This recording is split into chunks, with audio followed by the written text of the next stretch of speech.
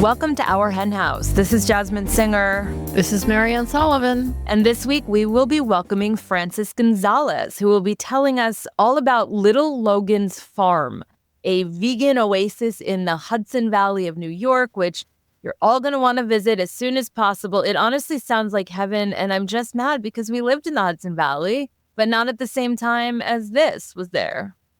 Yeah, I don't know exactly when they started, but I definitely have never been there, and I definitely want to be. Yeah. Only I want to be there when it's warm out, and it's not warm in the Hudson Valley right now. How are you feeling, by the way? You know, every day I feel a little better. That's good.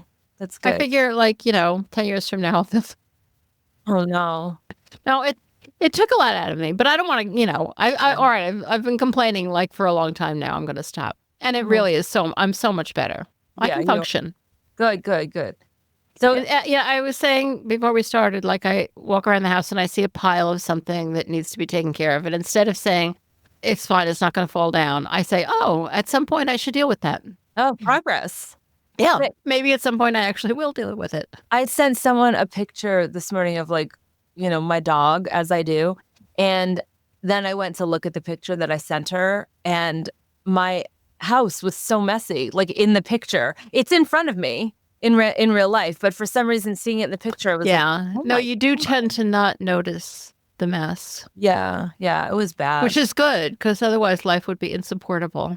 But I guess you would be one of those people who are always cleaning and whose houses always look immaculate, which actually would be kind of nice, but I'm definitely not that person. Me neither. So you know how I'm obsessed with listening to audiobooks? I mean, it's the thing I do when I'm trying to decompress. I have been listening to Parker Posey's memoir, which is called You're on an Airplane. And I saw someone on Blue Sky recommend it. It's a little bit like a one-woman show vibe. There's some sound effects and parts of it are sort of performed. There are sound effects in the audio book. All it's really good. But anyway, so I just wanted to say that she's not vegan, is she? No, but here's the thing. Why are we talking about her? Because she teeters on she talks about veganism throughout the book. Seriously? But just a little here or there in the strangest ways. So she actually has a chapter. Now, this was written, I think, in 2017. And actually, parts of it did not age well because it was right before Me Too. And she talks about Woody Allen and Louis C.K. And I'm like, okay, well, that's too bad that those parts aged really poorly. But she has a chapter called Are You a Vegan or something like that. She's just talking about how she's just kind of a silly person. And sometimes when she drives around, she'll just randomly open her window and say to someone, are you a vegan? Just to kind of screw with them. I know. And so I was like, what? And I thought, should I talk about that on the podcast? And then I thought, no, it's just too weird. It's not based in anything. It's just odd. I don't know what to make of it. So then, she kind of is talks about how people should be vegan, but it's so hard. So then she gets to this point where she's talking about Pure Food and Wine, the old restaurant in New York City that then became kind of famous again with the docuseries Bad Vegan. But this was years before Bad Vegan came out, and yet the restaurant had already closed. And she just goes into the story of Pure Food and Wine as a tangent, and then starts talking. It's the weirdest book. I know, but there's all these other parts too where she brings up veganism. It's but she actually approves of veganism. Yes, it's not in a negative light. Absolutely does. Well, and something. It's I feel the whole book is her own personal rising anxiety. Yeah. Very clearly, she knows she should be vegan. Now, the funny thing is, on a personal level, why don't these people just fucking go vegan? It's really fine. The funny thing is that I sort of conflate her with Ali Sheedy because it was just the same era. Yeah, same and era. Ali Sheedy is a big animal rights person. She sat at the same table as us once at a farm sanctuary. I haven't heard about Ali Sheedy of course, I'm not exactly on top of pop culture, but I really feel she's not really in the spotlight. Yeah. Well, anyway, it's bizarre. I'm not done with it yet, but I'm going to dig a little bit more into it later and figure out. Totally bizarre. Yeah. All right. So kind of interesting. Yeah. And I do recommend this book if you can. Everybody just go vegan. Oh, okay. That's You don't have to talk about it all the time. Right. That it's fine. Then everything's fine. Wouldn't you just so much rather be vegan than feel guilty all the time? Like, it's so stupid. All right, I'm sorry. Go ahead. That's funny. You were moving on. Well, sort of. I mean, when advocating for veganism, as one does, as we do, as you, our listener, does, you were mentioning the other day that it's sort of like seen as impolite, and that's something that we have to contend with all the time, too. I think that's totally, not necessarily consciously, but certainly at least subconsciously, the ploy to get you to shut up is like implying that you're being impolite. And I think that we're all, all of us, especially those of the female variety, are brought up to be polite. Mm-hmm. This is a very and we're brought up to read other people and kind of try to figure out how everything's going and manage the relationships, kind of smooth things over. Not everybody does that, but it is kind of part of our cultural stuff. Right. And so I think it's one of the things that makes it very hard. It always becomes even harder when you bring it up. You want to let people know in some way that you're not just talking about your own food preferences. You're not talking about whether you're gluten-free or something like that. And and everybody's fine with that.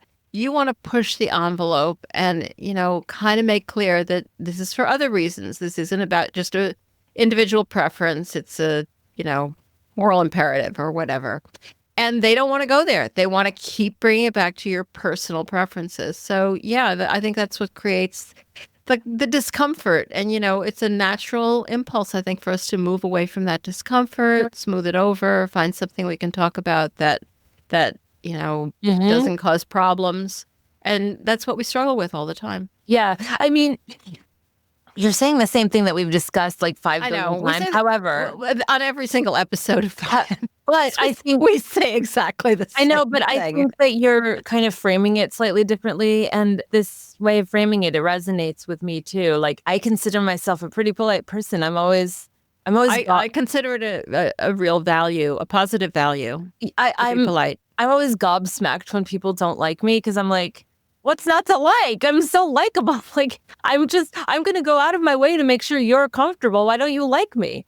But I think that people don't like me because of what I stand for. I mean, even if I'm just sitting. Maybe they just don't like you. Maybe. I don't know anybody who doesn't like you. Most people really like you.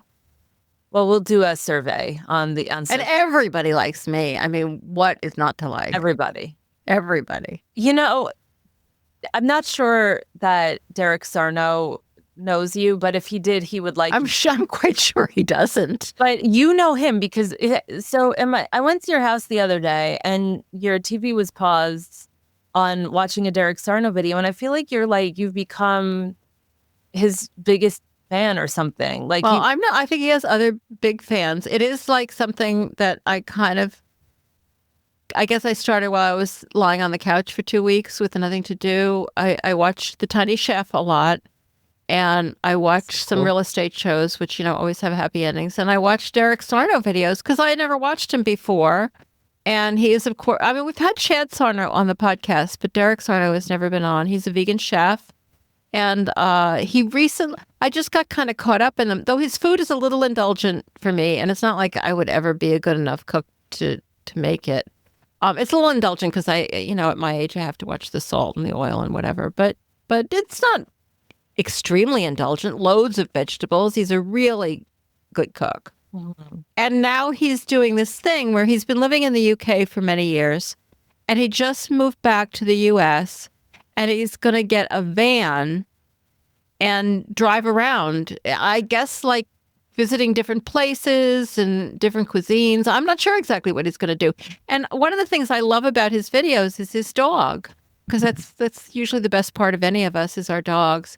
And Frankie is his dog. She's like a black lab kind of dog. And he fills in a lot of dialogue for her. Right. So they're kind of in a and I do that all the time for my dog. I notice it when I'm outside because I'm assuming my neighbors could hear. I fill in. I fill in. It's really cute. Lulu's side of the conversation all the time. It's just something I've always done. And I think that makes it a lot of fun because he's very funny in the comments he gives to Frankie the dog. So I just have been enjoying those videos. I thought I'd mention it because I think other people probably would as well. His food looks absolutely delicious. Wait, so just sticking with the dog thing for 1 second. Obviously, I do that too. I think most of us, if not all of us, who are here right now virtually do that. I mean, we are anthropomorphizing all the time, and we might take it to an extreme sometimes. Right. But we have our limitations, yes. And but that's how we communicate. What if we're totally wrong? Like, I don't think we'll ever know. Yeah.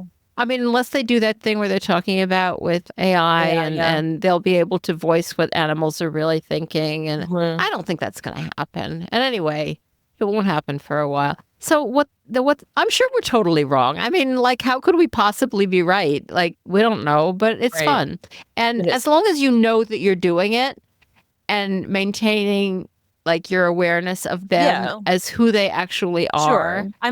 I'm like, aware. I think it speaks to our limitations that, we can't communicate with every kind of animal in the world. We do our best, but we have to communicate as the primates that we are and with language that we have. And it's fun. And like I said, as long as you take good care of them, like, they don't care. I definitely agree that with dog, and cats, of course, we have our limitations and we don't necessarily know what they're saying. Unlike with like our teddy bears, where we're very clear. Then we are as one. Yeah, we know completely. All right. So this past week, I had my environmental connections shows.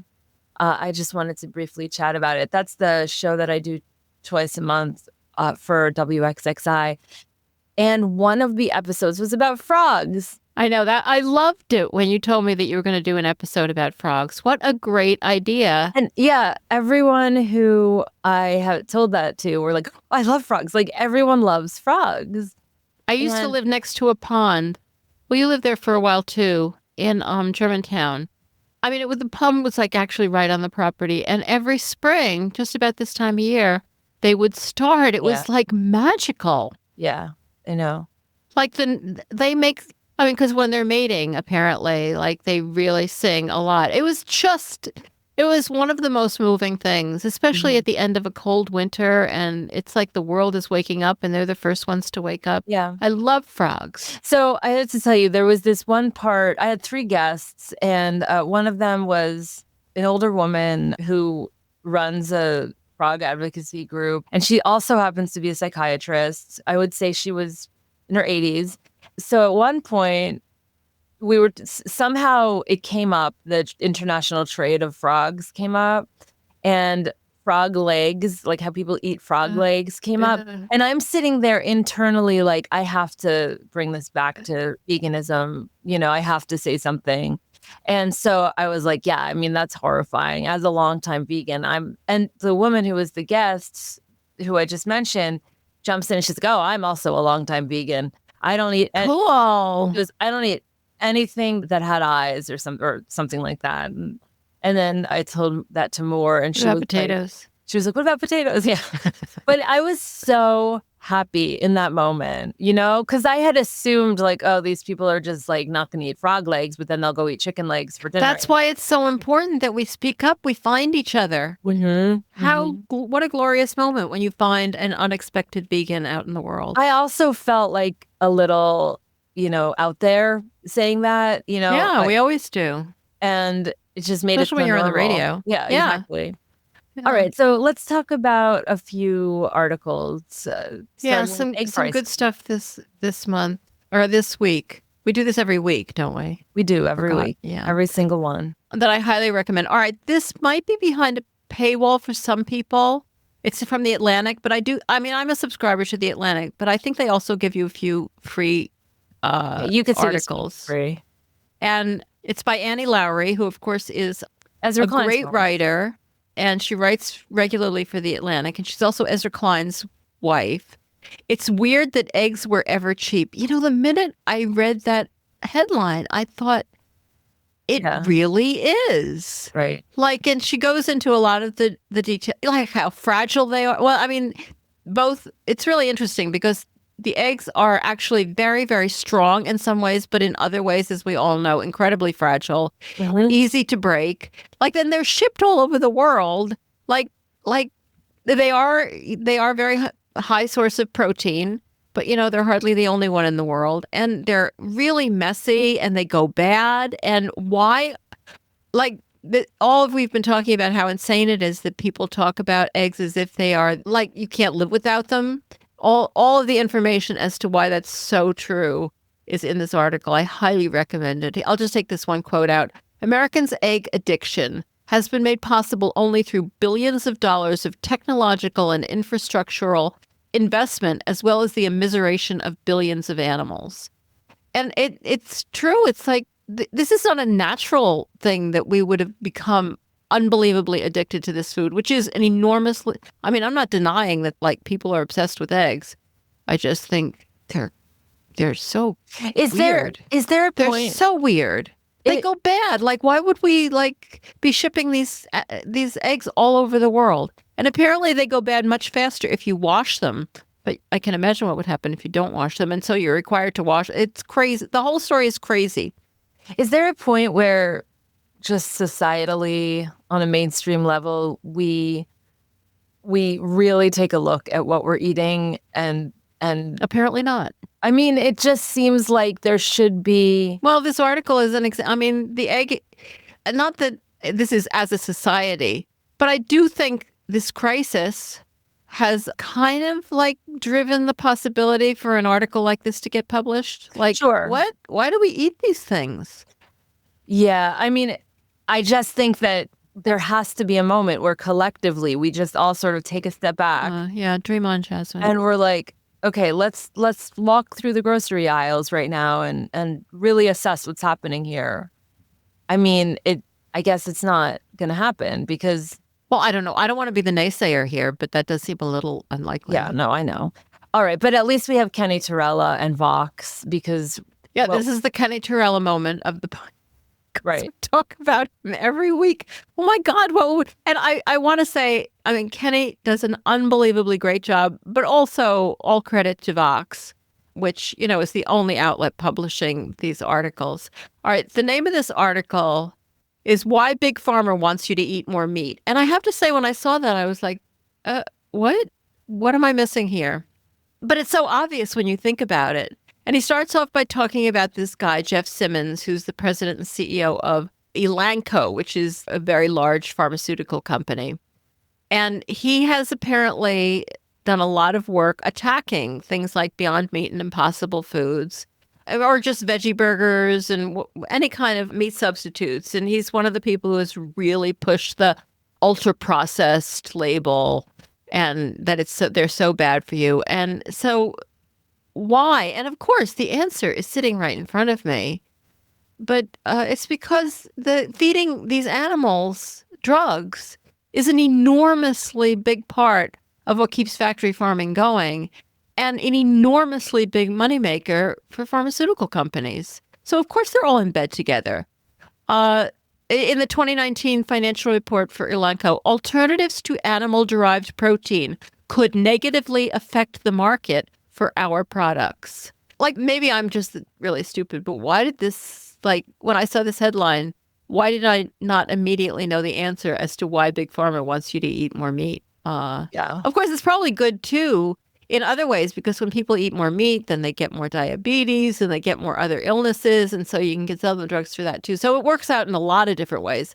But the thing we're talking about here, by this brilliant article, by the brilliant Kenny Torella, is, the enormous amount of money they make feeding these animals drugs. Well, and it's also about, I would say, not just the profits, but the control over the narrative here, controlling the consumer choices. And I don't know, Big Pharma, like Big Ag, they know that if people had a moment to think, they would probably think differently, and that would threaten the whole system. So...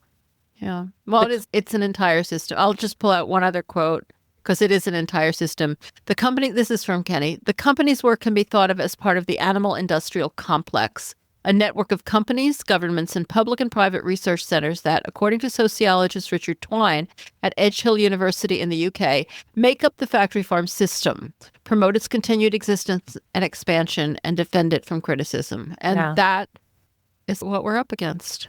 This is one piece of it. Yeah. Well, thankfully, highly recommend the article if you get a chance. Go on to, because we can mention articles and kind of give you a taste of what they're about, but he goes deep into the issues, and it's really good for us to know this stuff, so we can talk about it. So, things to talk about. Did you watch the Oscars this past week? I'm told that Anora is great and that I should rent it by a friend. So I probably will, but other than that. Oh, well, I mean, and Plant-Based News covered this really nicely. There was a lot of vegan presence, I would say. I mean, just starting the show with Ariana Grande and Cynthia Erivo, who obviously from Wicked, they're getting so much love right now. But it's also nice to see that, Demi Moore and Fernanda Torres, and I don't know who any of these people are. Well, I know who Demi Moore is. Mikey Madison is not only. Well, Mikey Madison won the right, she won the Oscar, right? Yeah, she's not even vegan. She's like animal rights vegan. I think she was on the Drew Barrymore show making vegan cookies recently. Like, it's exciting to see. That's really cool. Yeah, I mean, that's a huge platform. I mean, it used to be if there was one vegan out there, we would be so excited. Right. Now there's like loads of them. I know. That's got to indicate a serious cultural shift. Yeah. I mean, also, I would have loved to see like what was on the menu at the Vanity Fair after party, for example. Just because. No, I mean, all of these parties must be providing vegan food because so many famous people are vegan. Well, and if Vanity Fair decided to have the University of North Texas cater which I'm sure happens all the time. Party. Nice segue. Thanks. Jasmine's the queen of the segue. Then it would definitely have been fruitful. And more than just fruit, it would have also had lots of plant-based meat, because the University of North Texas has really made a lot of strides in terms of making all of its food heavily vegan. I don't think they're totally there, but 60% of the food that they offer is going to be vegan. Well, they're making a pledge to make it 60%. I'm not sure it's there yet. Right. No, by 2027, but that's pretty close. And, I've heard some other places, including right here in Rochester, RIT, Rochester Institute of Technology, are trying to get 50% plant-based. This one's upping the game with the 60%. So I think that's really good news, because and now I'm going off on a tangent, but younger people, like the kids who are in college now, I think that there's not so much, this is just my opinion, my assessment, there's not so much of an attention to labels. Like my generation was all about labels. Like, are you this or are you that? Are you that or are you this? How do you identify this and that? But I feel like now it's just sort of about how you show up in the world. It's not necessarily so much about labels. And I wonder if it's just going to become more of an obvious thing to eat vegan, even if you're not necessarily calling yourself vegan. It's sort of like, it's much more common to call yourself queer now. Whereas in my day, it was like, are you gay? Are you lesbian? Are you bisexual? And it's more common to call yourself queer, but I really feel like it's kind of like moving into the same place what you're saying about vegan, which is kind of cool. Like it's just kind of assumed that everybody's sort of queer. Right. It's not like you have to announce it. Right. I don't know. Am I wrong? It's not like that's the only young people I know are my students, and we don't really talk about this stuff. Well, maybe you should. I really love what you're saying. I love this idea that you don't have to say I'm a vegan. Right. It's just what you order. You don't have to say, I'm a vegan, you're a vegan, we are vegans all. When we get together, we give the vegan call. When we see each other, we give the vegan shout. Hey. And then we all come running to help each other out. Vegan, vegan, vegan, vegan, vegan. Okay, sorry. Yeah, right. Sorry, everyone. Yeah, it is but with the vegan thing, it's a little hard. I mean, I'm interested to know how people negotiate the world, because if you're, if you don't want to eat animals, like let's leave the word vegan out of it. It usually requires drawing a sharp line and say, I will eat this and I won't eat that. And that lends itself to labels. Like, no, I'm vegan. I can't have that, or is that vegan? Like, so it's a little hard to like stick to it if you're not going to label it. But I really like the fact that young people are kind of moving into pulling that off. And maybe it's the trick of having more options. If wherever you eat has lots of options and it's pretty obvious that they're vegan, you don't have to like make a big deal about it. Like, don't make it a thing. You don't have to say, well, does that have eggs in it? Like, Yeah. It's inspiring. Yeah, it really is. And apparently it's happening in North Texas. Well, on that note, which is a positive note to end on, let's go to our interview with Frances, because this is also a very positive thing. And Frances is really changing the world for animals. Frances Gonzalez is a pioneering force in the vegan movement, serving as both the founder of Vegfest Puerto Rico and co-founder of Little Logan's Farm, a sustainable sanctuary in New York's Hudson Valley. At Little Logan's Farm, she has created an innovative fusion of veganic farming practices and elegant event spaces, offering farm-to-table experiences, sustainable wedding venues, wellness retreats, and educational programming. Through her work in both Puerto Rico and New York, Frances demonstrates how plant-based living, environmental sustainability, and animal welfare can harmoniously combine in modern spaces while maintaining a deep connection to nature. She will be joining us right after this.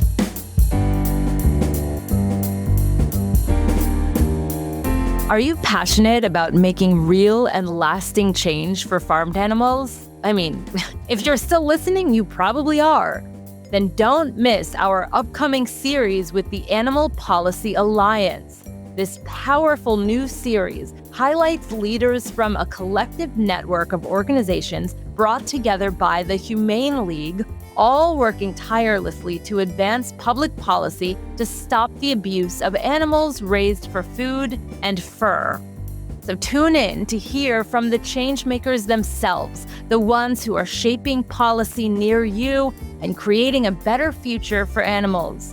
Every episode will be packed with strategic campaign insights, real stories from activists on the ground, and tangible ways that you can be a part of the change. Because everyone can help animals with legal protections. Visit ourhenhouse.org/Animal Policy Alliance to learn more.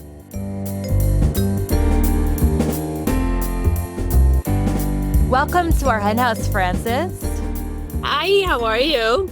We have been so excited by the work that you're doing, and we're just really, really looking forward to learning a little bit more about Little Logan's Farm and your other work. So thank you again so much for being here. And I'd love to just start with that. Can you tell our listeners a little bit about Little Logan's Farm? Yeah, definitely, Jasmine. Little Logan's Farm, we moved into our house. My kids were still not able to leave the house. Let's just put it that way. They were in their teens. So when my daughter moved out, I decided to turn it into a farm because the place is too big for us, but I don't want to sell it. I want to leave it for them.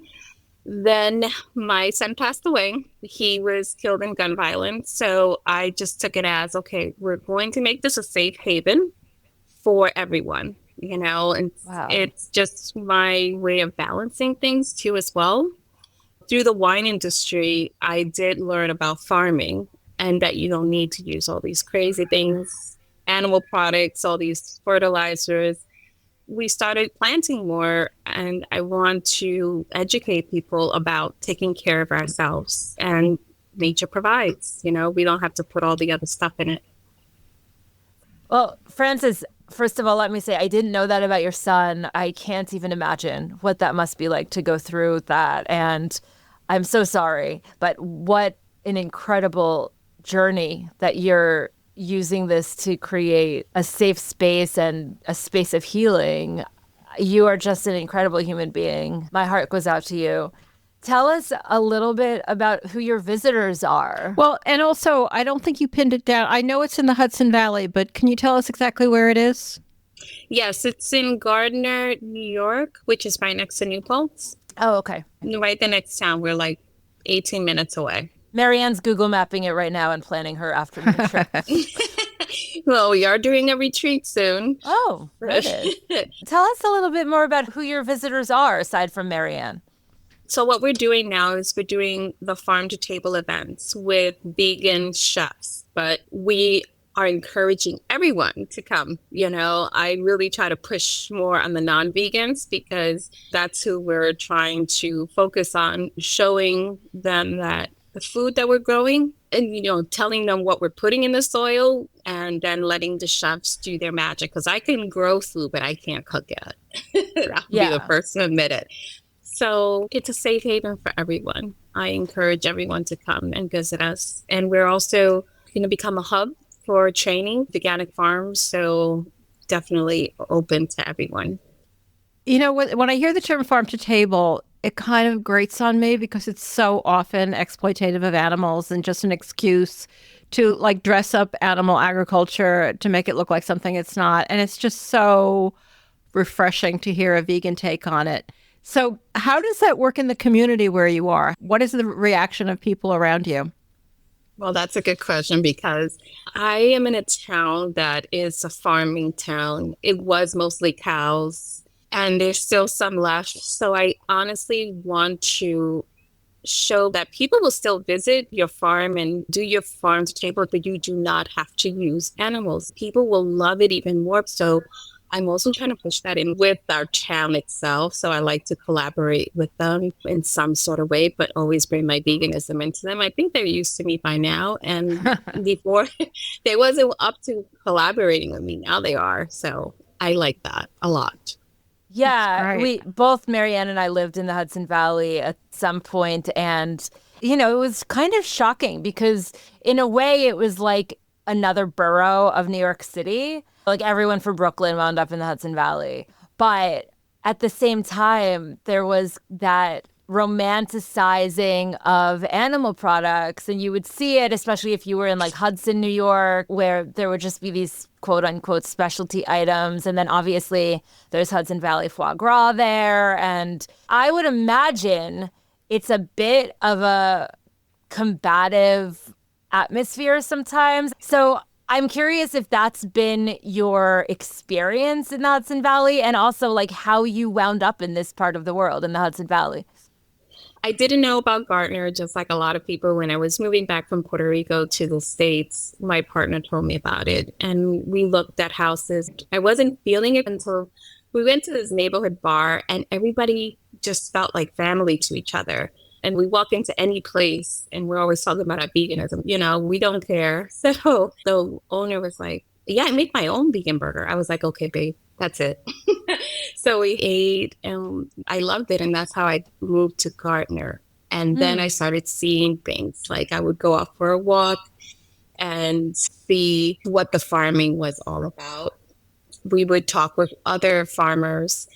And they were very strict on their ways. But I think it's a little bit about everything. New Paltz, too, is changing. Believe it or not, we have a lot of vegans in our small town. Wow. And yeah, I was shocked, too. We have 3 vegan chefs in town. And we started doing collaborations. And we would get a lot of people. We started out with free events. And then little by little, we started getting known in the small town, which is great, Amazing.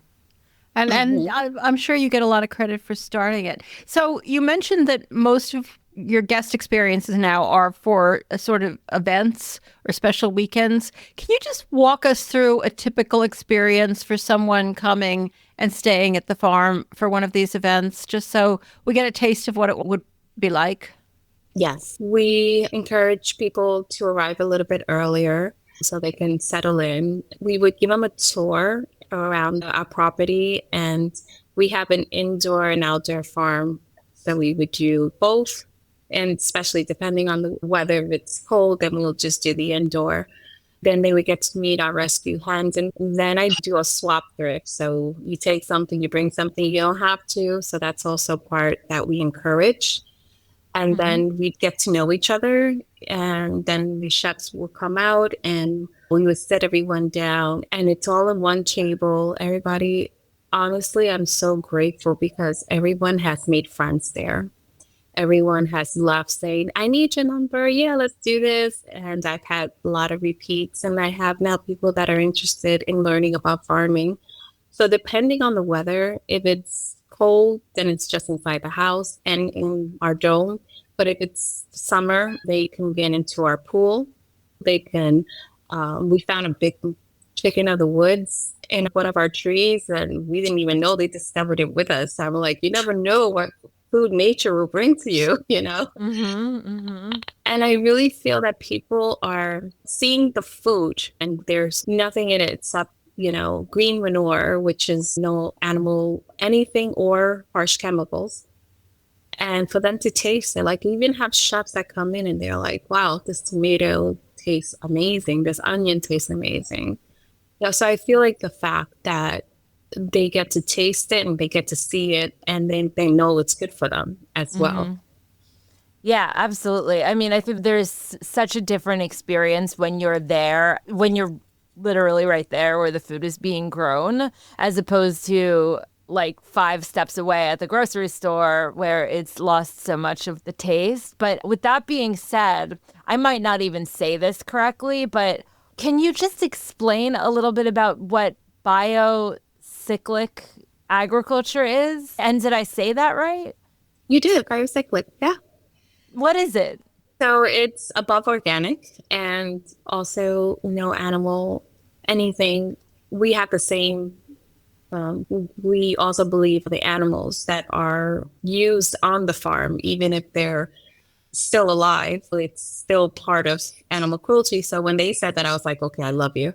And one of the things that they do on their classes, because I'm certified with them now, is that we have lost touch with our food. So that's why we take so many vitamins. We should be getting our nutrients from our vegetables. And that's what they want to show us how to farm like that. Back in the days when you don't have all these rows of tomatoes, it goes together, what works together, what grows together. And you'll see like squashes and cucumbers or something all put together and they're growing beautifully.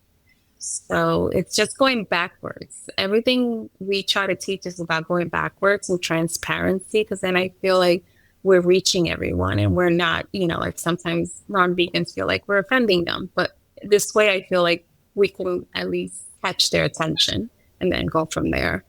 So let's talk a little bit about the food, because it sounds amazing. I'm assuming you use the foods you grow on the farm in your events, and that's what you're serving to people. So can you tell us a little bit about what you grow and some of the dishes that you specialize in? Yes, we grow pumpkins, squash, watermelons, little watermelon mince, spinach. We have a banana tree in our dome. We have lemon tree in our dome. We have figs. So many figs, I don't even know what to do with them sometimes.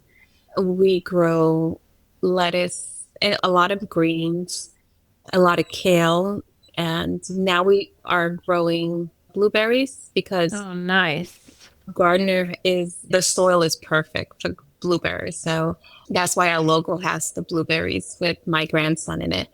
We also grow cantaloupes, potatoes, onions, peppers. Oh my gosh, we have so many peppers. Yeah, so we are growing a lot of things. We even have some peppers from Puerto Rico that we grow in the dome, and it actually survives. That's so cool. I love that. What are some of your favorite dishes? Do you consider yourself a foodie or no?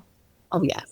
You do? Okay, I would think so. But like, so then speaking to a Luddite like myself, tell me about what some of your dishes are, your favorite ones.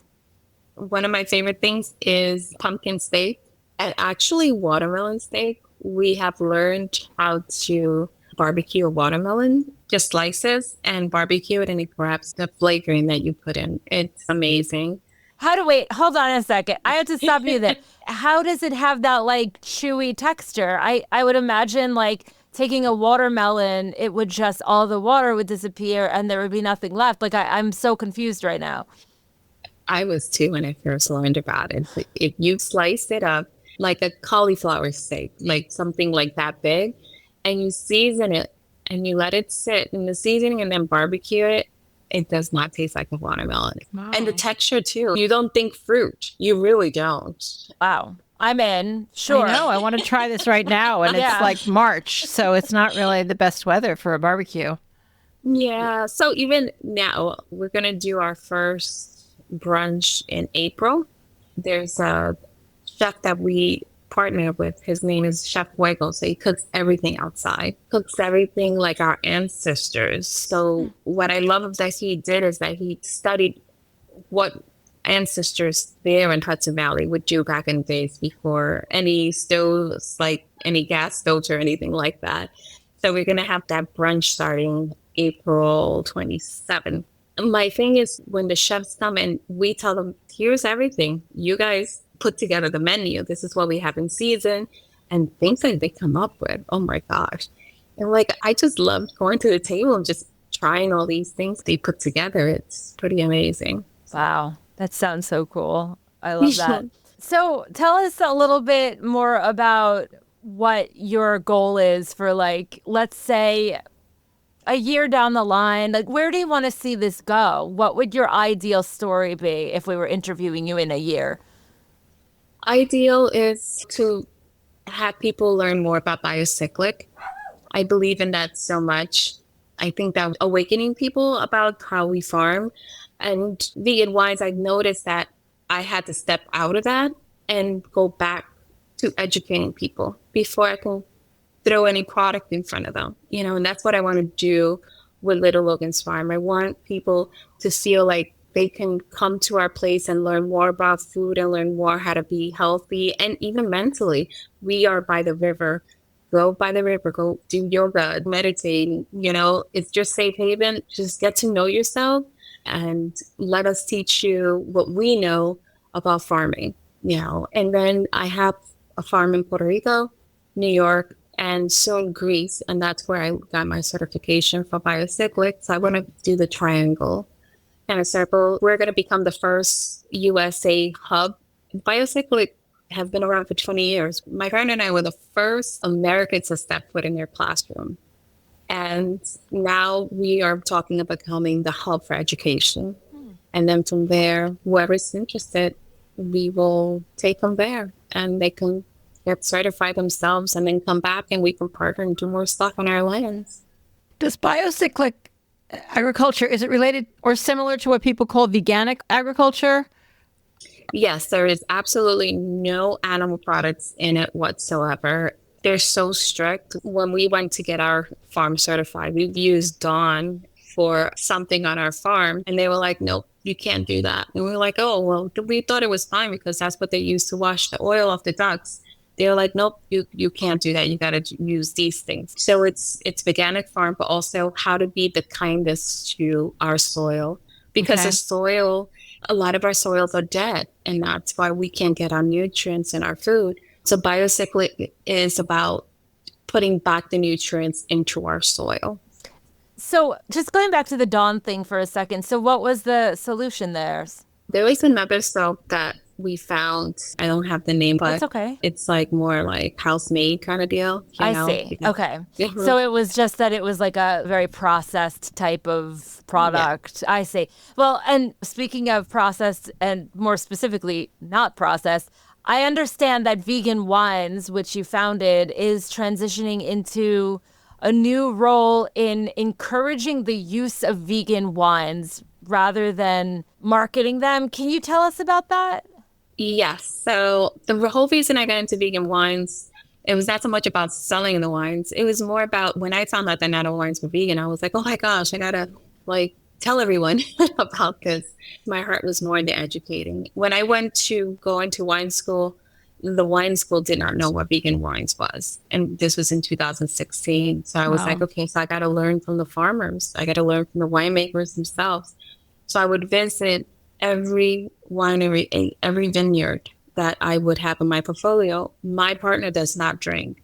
But the more he went to the wineries and the vineyards with me and talking to the farmers and the winemakers, he was like, Francis, they're doing this to the grapes. Imagine what they're doing to our foods. And that's how we became veganic farmers. It was just like, I thought, oh my gosh, if spinach is growing there, that means it's cool, it's fine. You know, I've been a vegan for over 30 years. I didn't see the depth of what we're eating, even if it's lettuce, until my journey with vegan wines.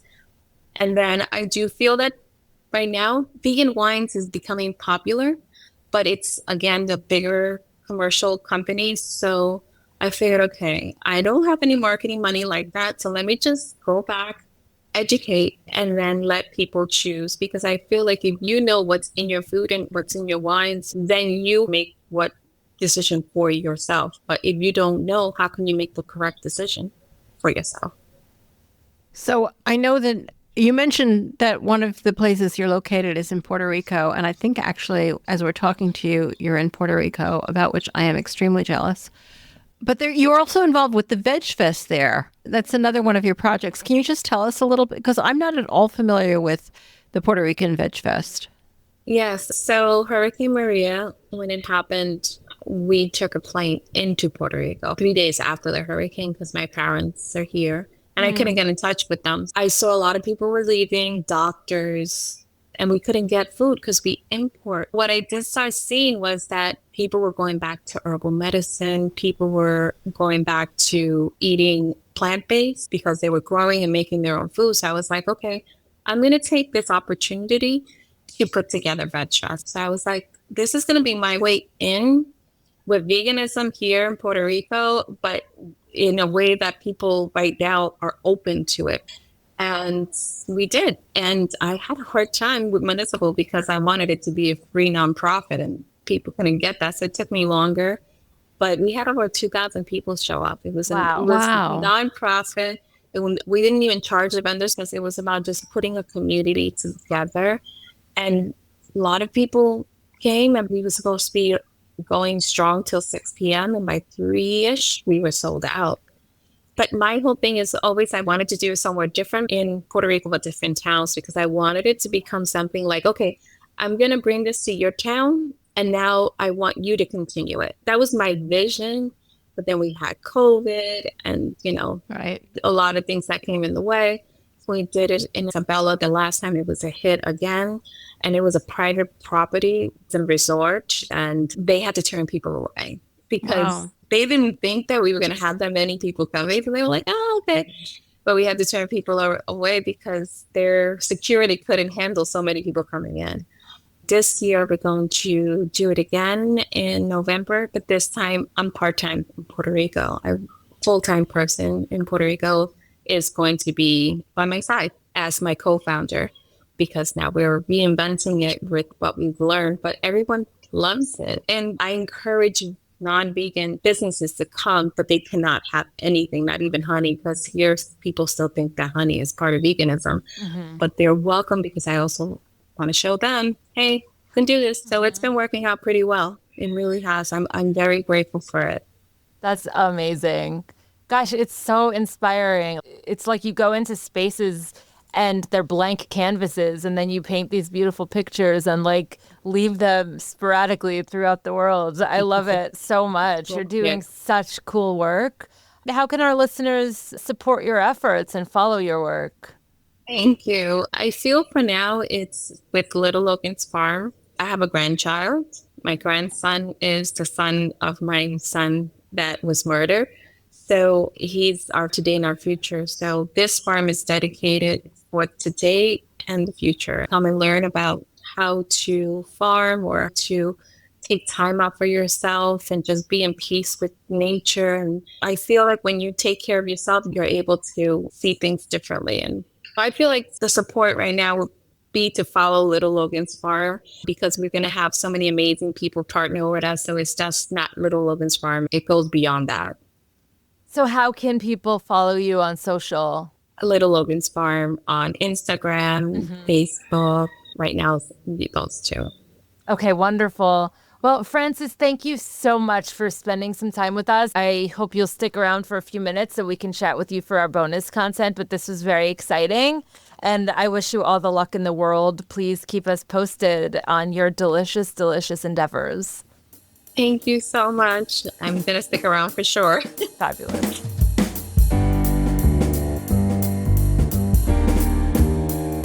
Missing us between episodes? We miss you too. Come hang out with us online. Whether you're scrolling through Facebook, Instagram, TikTok, Threads, or Blue Sky, you'll find us at Our Hen House, sharing stories and sparking conversations about changing the world for animals. So visit ourhenhouse.org to dive into our archive or join our flock of supporters. And hey, got an idea for the show? Shoot us an email at info@ourhenhouse.org. We're all ears.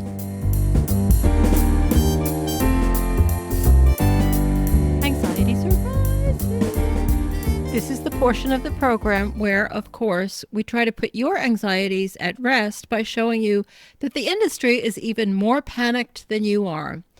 Unfortunately, frequently, the only way to show that is by demonstrating what ridiculous, horrible, miserable things they're doing. But, that's the business we're in here. All right, from Pork Business, I'm sure that's one of your favorite websites. Proposition 12 puts all American agriculture at risk, Stevermer says. She's the president of the National Pork Producers Council.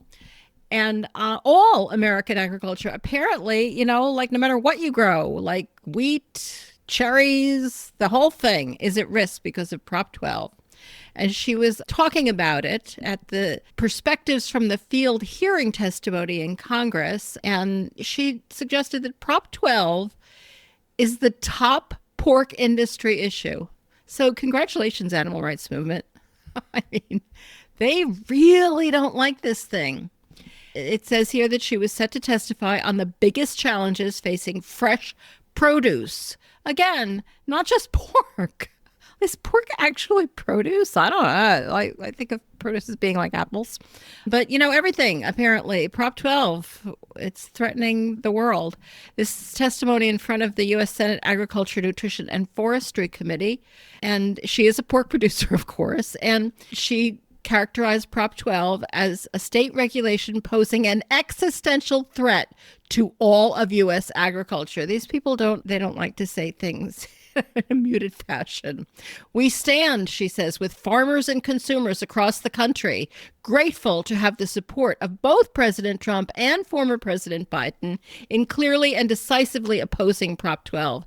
And it is true that, neither the Democrats nor the Republicans have been very helpful on this issue. We're in this alone, guys. And of course, the article goes on to say, Prop 12 prohibits the sale of uncooked whole pork meat, not produced under the law's arbitrary and costly housing dimensions, which of course, only apply to pork sold in California, which apparently they've decided that California can't make rules about what's sold in California, but I digress. These regulations were created, they say, without input from pork producers, veterinarians, or experts in animal welfare. Well, I would say without input from their veterinarians and experts in animal welfare. There probably were a few veterinarians and experts in animal welfare who thought this was a great idea. I have no question about that. This is my favorite point that she makes, that it's inconsistent. And she points out that uncooked bacon is illegal to be sold in California if it comes from a pig raised on a farm across the nation that does not follow California's arbitrary, unscientific regulations. But if that same bacon from that same pig on that same farm is first cooked and packaged, the bacon is legal in California. Well, and that is true. Prop 12 is limited to certain pork products. It doesn't cover all pork products. I think that's pretty easy to fix, don't you guys? We'll just make it applicable to all pork products, and then it won't be inconsistent. And I would love it. I'm sure everybody who fought for it would love it if it was not inconsistent, but sometimes you got to do what you got to do. She does point to the Supreme Court case, which upheld Prop 12, and this is how she characterizes it. The Supreme Court was clear. Congress must act to address this issue for agriculture. Well, actually, what the Supreme Court said was that we're not going to change this. This is legal under the Constitution. There's nothing wrong with it. If you want to change it, you have to go to Congress. They didn't exactly say that Congress must act. Even the Supreme Court doesn't go so far as to think it's going to set agriculture policy. Just unbelievable. Congress must act to address. That is not what the Supreme Court said. And it points out that Prop 12 requires auditors certify farms, which is costly and burdensome to pork producers. Yeah, they really are revealing themselves. They don't want anybody to look at anything that they're doing. They don't want any certifications. They don't want anything to put consumers' minds at rest. The National Pork Producers Council said it threatens to put pork-producing families. They're always families. You know how rich the families are that own the major pork-producing companies in the United States? Put pork-producing families out of business by significantly increasing the cost of raising pigs, because God forbid we should do anything, even the tiniest, which is what, of course, Prop 12 does, the tiniest little reforms in the horrific cruelties we heap upon these animals. If it raises the price of raising pigs, well, yeah, then we're not supposed to do it. I hate these people. Oh, I'm not supposed to say that sort of thing, am I? What the hell? I do hate these people. All right, from Ag Daily. Florida Farm Bill aims to rein in labeling on milk alternatives. We just can't try this often enough. They keep hoping, and it frequently is the case that the industry is so powerful that, if it just keeps trying and trying and trying, it wears everybody down and they end up winning. All right, so they're doing a farm bill in Florida. They're mad that the Congress hasn't done a farm bill. I assume they're mad that Congress hasn't done a farm bill that they like.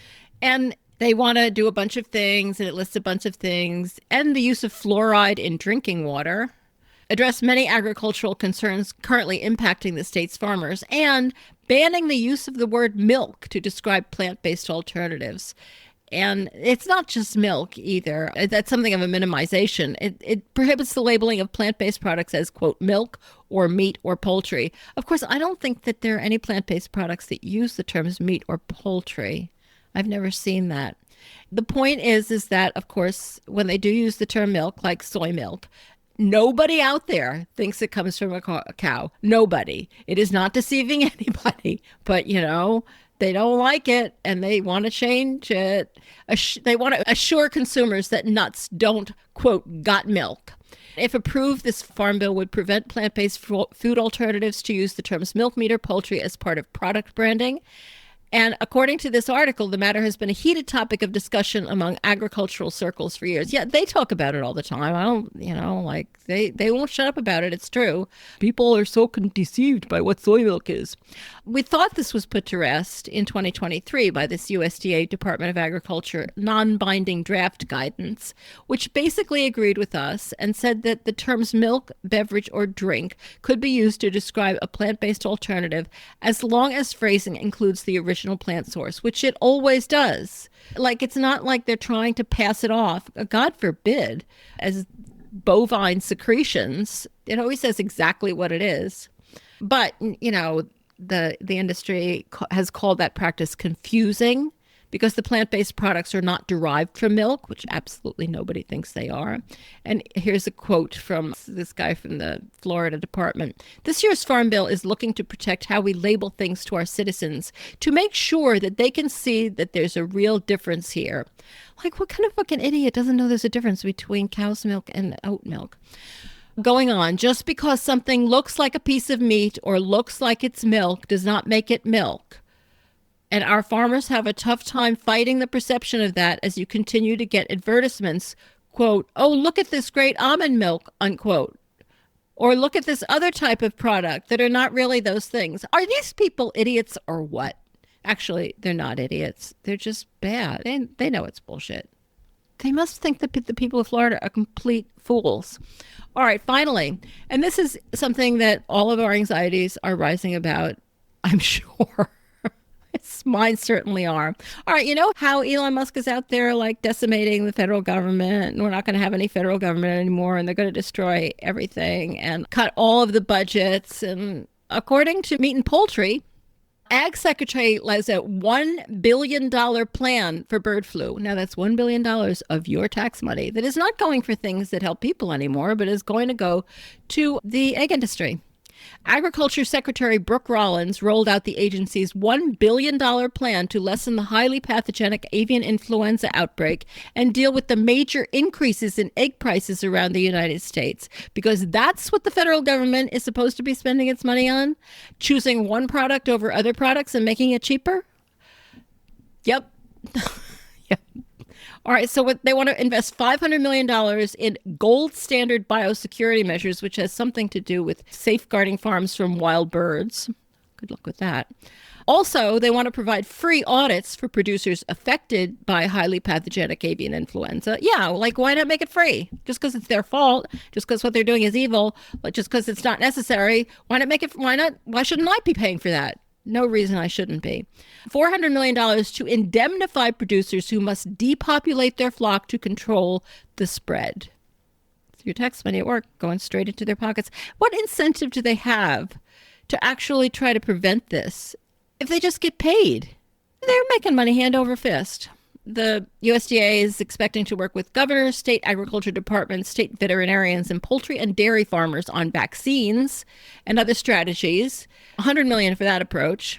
However, the vaccines are questionable. One reason for that is because of trade concerns, because they might not be able to export as many eggs to countries that don't like the vaccines. Well, is that really something that I should be paying for with my tax money? Is it? Oh, of course, they're going to have to find the money somewhere. So Rollins said some of the money would come from USDA spending cuts from the Department of Government Efficiency, known as DOGE.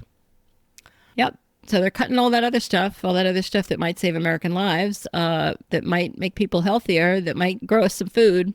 Because, egg farmers, they want to be able to, make more money. Ugh! Pisses me off. And that's with this week's Rising Anxieties.